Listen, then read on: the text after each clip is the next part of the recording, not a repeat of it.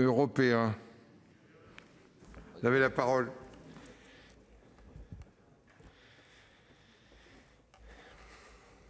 Monsieur le Président, Monsieur le Ministre, Madame la Ministre, mes chers collègues, je m'associe bien sûr à tous les vœux de bonne santé à plus illustres de nos représentants.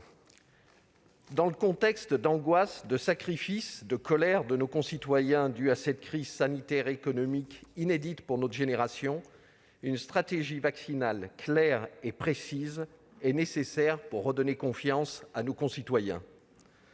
Alors que le Royaume-Uni a débuté la semaine dernière sa campagne de vaccination, que l'Allemagne a d'ores et déjà mis en place d'importants moyens logistiques, nous ne pouvions que nous interroger sur le retard de la France en la matière. Il a fallu attendre le 30 novembre pour que la Haute Autorité de Santé publie ses recommandations et permette au gouvernement d'en dégager une doctrine, alors que l'avis du Conseil scientifique du 9 juillet pressait le gouvernement d'agir dans les plus brefs délais. Dans ce contexte, Monsieur le ministre, il devenait urgent que la France se dote d'une stratégie de vaccination nationale qui permette d'établir clairement les conditions d'approvisionnement, de stockage, d'allocation, de distribution et d'administration du vaccin. Bien entendu, le déploiement de la vaccination doit viser en priorité les publics les plus vulnérables au virus et les plus susceptibles de développer des formes graves de la maladie. Le déploiement en 3 phases proposé par le gouvernement est judicieux pour permettre un accès équitable des vaccins auprès de la population selon leur âge, leur comorbidité ou leur exposition. Néanmoins, le gouvernement ne cesse de répéter avoir conduit une politique de préachat visant à sécuriser l'accès de la France aux vaccins en quantité suffisante. La France disposera ainsi d'un potentiel de 200 millions de doses, ce qui permettrait de vacciner 100 millions de personnes, puisque le vaccin nécessite 2 injections à quelques semaines d'intervalle. Pour autant, quelle sera la chronologie précise de ces livraisons et quelles garanties disposons-nous sur les commandes d'un point de vue logistique ? Nous pouvons nous inquiéter aussi que dans le pays de Pasteur, 61% des Français aient annoncé dans un récent sondage n'avoir pas forcément l'intention de se faire vacciner. Ce chiffre édifiant repose en grande partie sur l'irresponsabilité de quelques personnalités médiatiques dans la remise en cause de la crédibilité des discours scientifiques, ce qui alimente les fantasmes sur les futurs vaccins. Que n'a-t-on entendu de spécialistes divers et variés abonder les informations de leurs avis dans des domaines qu'ils ne maîtrisaient pas, comme la santé publique. On peut être d'éminents virologues, d'éminents réanimateurs et dire des sottises sur l'attitude collective à adopter dans la réponse à une épidémie. Mais ces inquiétudes sont légitimes en l'absence d'une information complète sur les vaccins au regard de la rapidité de leur développement, malgré les autorisations des agences sanitaires européennes. Nous n'avons pas de recul sur cette nouvelle technologie que constitue l'ARN messager. Les interrogations restent multiples sur les effets secondaires, la durée de protection ou l'impact sur la transmission. Il ne faut rien éluder et parfois reconnaître qu'on ne peut pas tout savoir. La question de la confiance est centrale au cœur de cette stratégie. Les Français doivent comprendre que se faire vacciner est un acte citoyen pour parvenir à nouveau à une vie en société.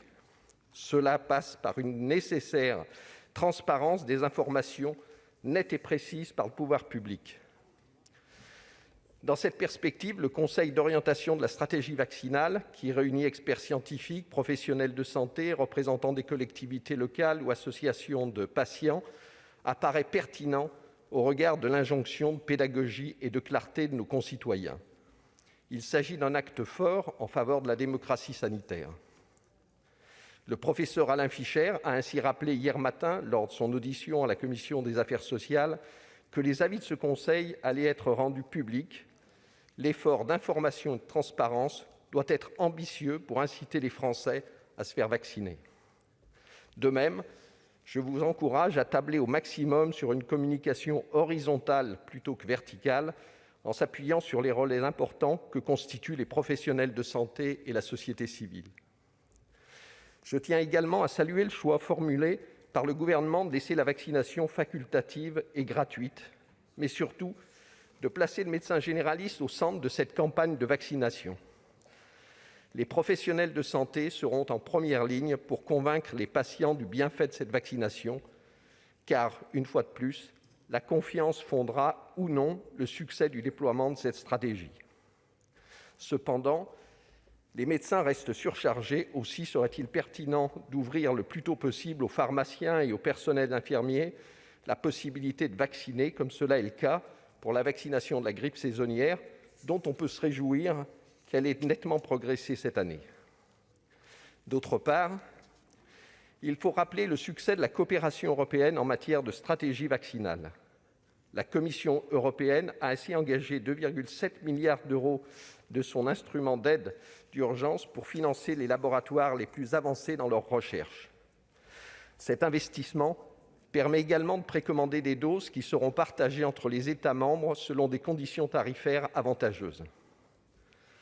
Enfin, nous avons affaire à une pandémie mondiale qui ne pourra être combattue qu'à l'échelle internationale.